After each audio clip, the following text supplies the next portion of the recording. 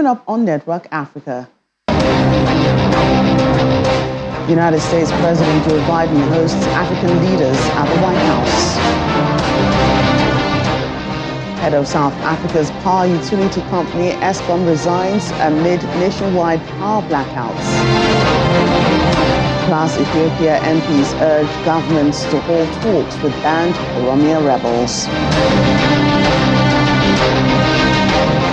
Hello everyone, welcome to the program. I'm Joke Rogers here in Lagos. The United States President has let down the red carpet for visiting heads of state from the African Union and their spouses as he hosts them to a White House dinner. During the event, President Joe Biden addressed what he called America's original sin, the enslavement of millions of people, and honored their descendants and the broader African diaspora community in the United States. Before the dinner, Mr. Biden told African leaders attending the summit that the United States is all in on Africa's future. He is also expected to back the African Union's admission as a permanent member of the group of 20 major economies. Our people lie at the heart of the deep and profound connection that forever binds Africa and the United States together. We remember the stolen men and women and children who were brought to our shores in chains, subjected to unimaginable cruelty. My nation's original sin was that period. We honor their descendants who for generations have helped build this country and propel it to higher heights, leading the charge, blazing new trails, and forging a better future for everyone in America. We share the same spirit. We want to advance our common agenda with you and take our partnership to the next level in an inclusive approach, bringing together governments, the private sector, civil society, and the African diaspora. Meanwhile, the Democratic Republic of Congo's President Felix Tshisekedi has asked Mr. Biden to put pressure on Rwanda in order to stop its support to the M23 rebels. The two presidents spoke at a bilateral meeting during the ongoing U.S. Africa summit in Washington. The U.S. had previously called on Rwanda to stop its support to the M23, while Kigali has continuously denied links with the rebels. The presidents of Burundi, Kenya, Rwanda, Tanzania, Uganda, and Angola also met to discuss the Eastern DR Congo security situation, which Mr. Tshisekedi did not attend. It came as the M23 rebels held their first press conference in Anangana town in Eastern DR Congo, which they have controlled since June. They denied killings in Kisheshe and Bambo. The UN forces in DR Congo has said that more than 130 people were killed by the rebels in the two areas on November 29 and 30th. The UN says that more than 400,000 people have fled their homes since fighting between M23 and the army resumed in March. A relative calm has been observed since the end of last week. Let's get more on the U.S. Africa Summit. Joining me now is the VOA's Ignatius Ano. You're welcome to Network Africa. Thank you very much for having me, Joke. How do you do? I'm fine, thank you. So you've been covering this summit in Washington, D.C. Last night, President Biden announced a $55 billion funding for Africa, adding that about $100 million will go into clean energy, $350 million for digital innovative technology. So it's clear none of the monies will go into government coffers. Attention, please. That's absolutely right, Joke. And before even President Joe Biden made that announcement yesterday, just a day before the summit itself will begin, which was on Monday, December the 12th, the National Security Advisor at the White House, Jake Sullivan, issued a statement announcing the release of the $55 billion for Africa over the next 3 years. And yesterday, when President Joe Biden delivered his closing remarks right at this venue where I'm standing, the Washington Convention Center, he cataloged a number of projects and initiatives that have been signed together with the partners both on the African continent and U.S. officials, totaling a little over $15 billion in addition to the $55 billion that was already released, or rather will be released over the next 3 years. And there are several sectors of the African economy that he talked that these monies will be going into: clean energy, the just energy transition, clean water for folks on the continent, the healthcare systems, infrastructure, the digital economy. And indeed, this resources essentially is going to go to really the institutions and organizations that are really doing the work on the ground.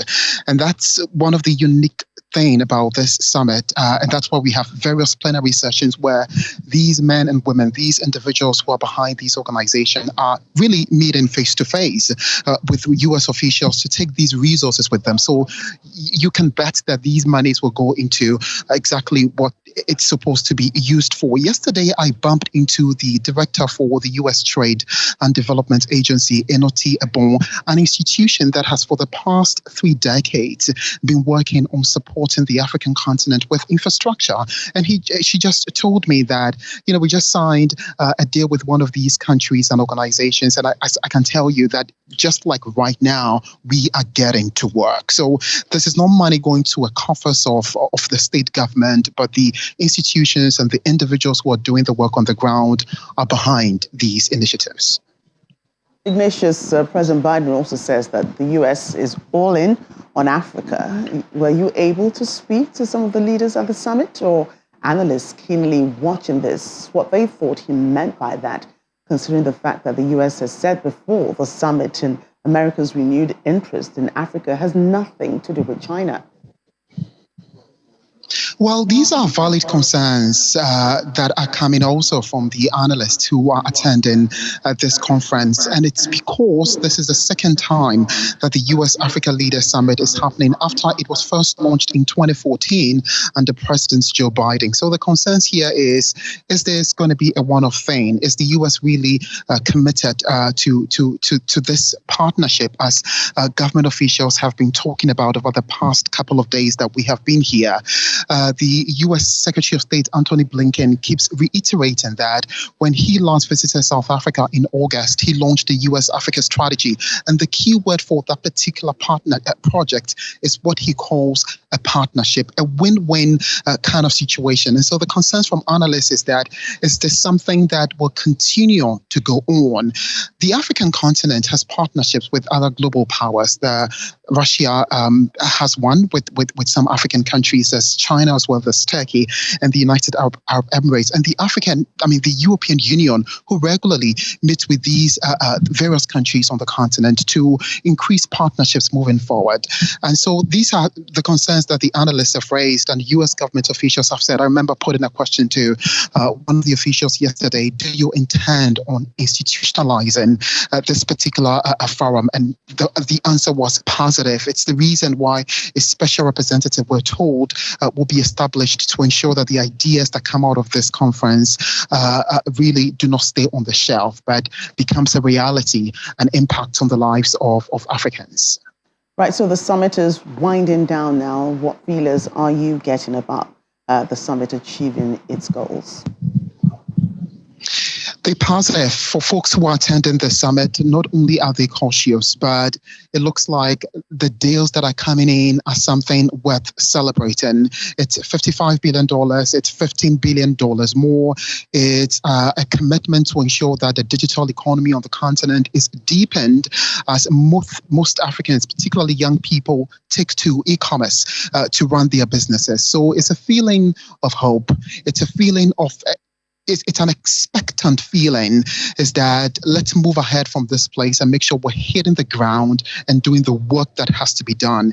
It's a 3-day summit. It's been packed. As I speak to you, several plenary sessions are ongoing. Yesterday, the U.S. Africa Business Forum was held, where several other deals were signed. Investments have gone into the mining sector in Africa's mineral resource-rich nations like the DRC and Zambia as well. So it's a feeling of hope, of expectation that action will follow as pen and paper or signatories are signed and deals are firmed up right here in Washington between U.S. and the 54-nation bloc, which is the African Union.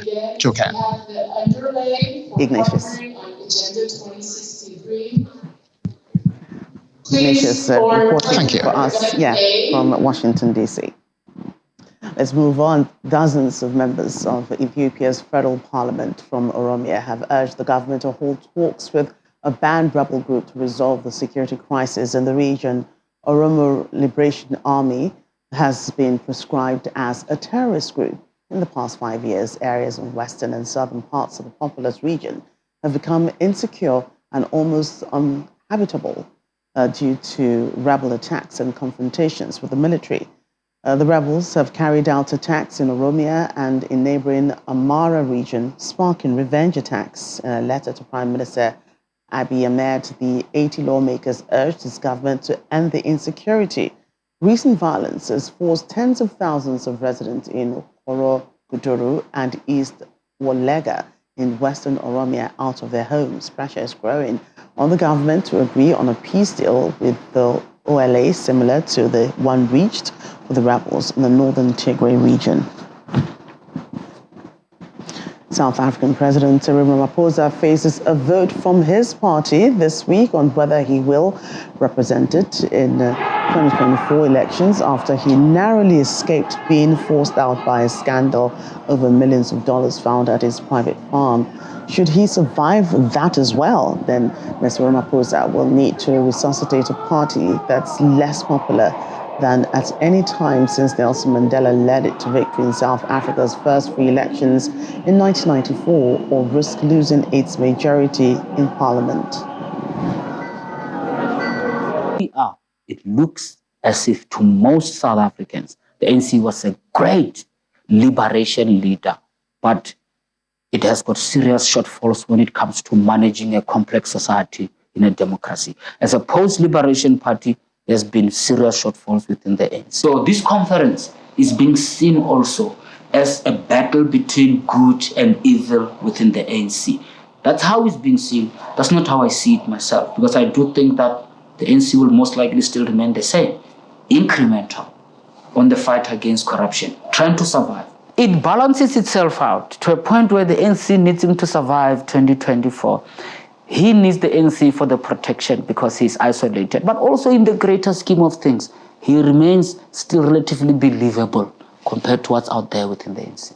The fact is that while we are discussing the question of Phala, we are discussing all these issues, we are not discussing a strategy on development. That's an opportunity cost. That also takes our attention away, because the more you look into this scandal every day, your mind, it's far from planning and going forward. It almost exists on as a reaction to scandals. And that is where I think we are headed for. We are no longer talking about the bigger issues. Staying in South Africa, the chief executive of the country's troubled power utility, Eskom, has resigned amid high nationwide power blackouts of up to 10 hours daily. The resignation of André de Ruyter comes amid pressure from the public and various stakeholders as Eskom has failed to keep the lights on, plunging South Africa into an electricity crisis that appears to be worsening. The state-owned Eskom has confirmed de Ruyter's resignation. The Eskom board chairman, Mfo Nkwana, says he will, however, stay on until March 31st to ensure continuity, while the company urgently embarks on a search for his successor. Experts warn that ongoing mechanical breakdowns at the country's aging coal-fired power stations and backlogs in their maintenance could lead to even longer power cuts that may last 12 to 14 hours per day. The country's failure to secure a stable power supply has been one of the vexing challenges to President Cyril Ramaphosa and is expected to be one of the key issues at the National Conference of the ruling African National Congress. A judicial probe into corruption in government and state-owned enterprises placed Eskom at the center of massive revelations about corruption in government during former President Jacob Zuma's tenure from 2009 to 2018.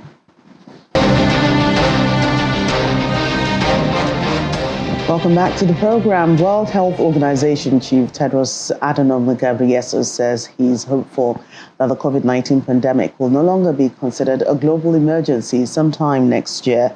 The WHO meets every few months to decide whether the new coronavirus, which emerged 3 years ago in China's Wuhan and has killed more than 6.6 million people, still represents a public health emergency of international concern.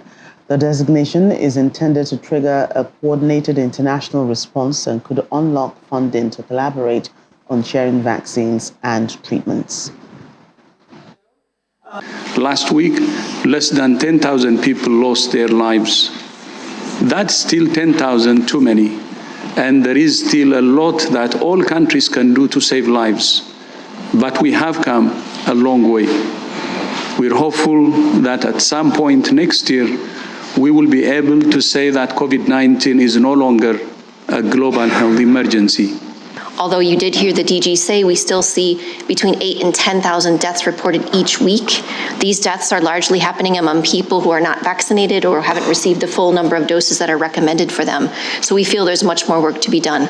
So the Emergency Committee will be looking at the impact of the virus in various settings in the context of other circulating pathogens, in the context of war, in the context of other crises that they're facing, droughts, floods, etc. The question is, and the question that Dr. Tedros will ask the committee to advise upon, is to whether the actual event associated with the virus still constitutes a public health emergency of international concern.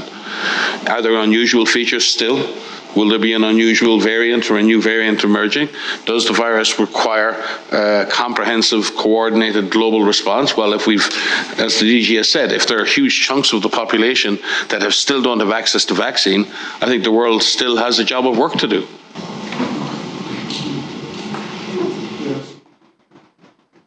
And back here in Nigeria, it's a historic moment in the financial sector as commercial banks commenced the circulation of the much-awaited, newly redesigned Naira notes from the Central Bank of Nigeria to customers across the country today. You can see it there being dispensed, and it's coming after the CBN Governor, Godwin Emefiele, revealed that the affected denominations of 200 Naira, 500 Naira and 1,000 Naira had been sent to banks, while insisting that the December 15 commencement and January 31st deadline were sacrosanct. The CBN had in October 2022 redesigned all major Naira notes and notified the public that they'll start circulating them before the end of the year. Meanwhile, some bank customers who spoke to Channels Television earlier said they were yet to receive the redesigned new notes in any of the higher denominations. Within my vicinity, I cannot even receive anyone out of even from the ATM machine, even at the bank. Even this morning, I just stepped out from there. My expectation was to receive at least, even if it is the 200 Naira new notes, but I haven't received anything. I just withdraw this morning, and I've not. It's still the old notes that is still being given. And according to what the CBN said, they say it will be in circulation today. So if we are not ready, we are not ready. That is what I would just say. Because if you say something is coming out, and the anticipation of everybody is that the new note should have been in circulation. It shouldn't be a case whereby you get to some bank branches that you will not be able to collect something like that. I heard that the new note is coming out. I did see it on WhatsApp, people posting it, but I never know the time the thing will come out. So as I come to withdraw money, I'm not expecting it.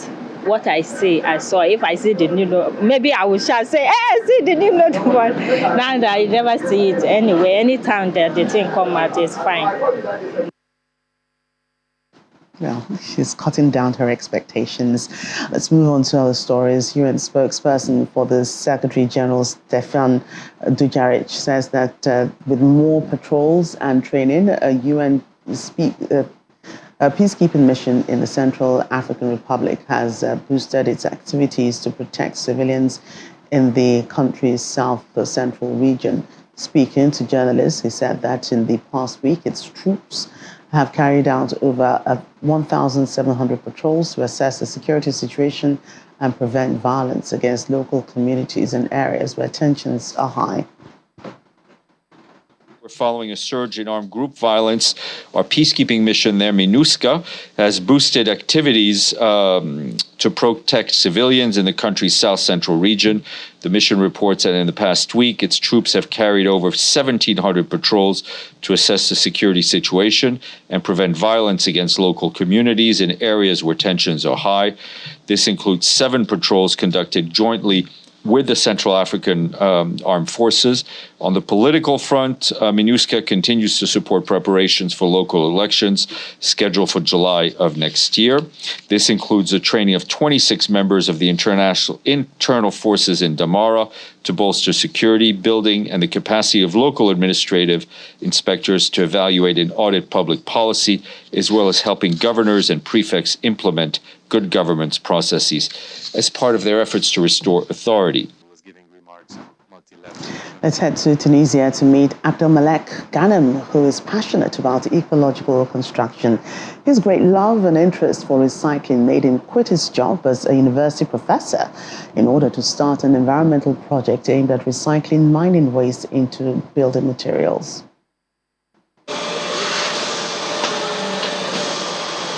Abdelmalek Ghanem, a Tunisian university professor in communication science, sacrificed his teaching job to realize his dream of launching a project turning soil waste into ecological building bricks. In Bizert's governorate, the industrial project established in 2010 takes advantage of accumulated piles of waste from closed mines in the region to transform them into bricks. The production of bricks from compressed soil is in fact a solution to several problems. The energy problem, considering we can greatly reduce energy cost, we can create jobs, reduce gas emissions, because this project does not produce waste at all, but values waste in the form of bricks that could be used to solve housing problems. And today, the world is experiencing many problems associated with energy and waste, and how they could be managed. Ghanem says the main advantages of building with soil bricks saves up to 50% of costs, speeding up construction and retaining heat. Faced with several difficulties upon inception due to the Tunisian revolution and hesitancy from engineers and the wider community to use soil bricks, his belief in the importance of the project prompted him to continue. I am passionate about ecological construction.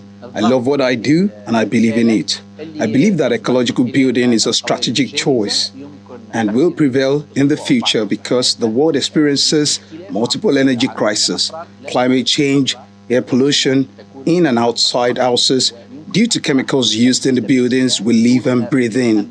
That's why we now start talking about diseases of buildings.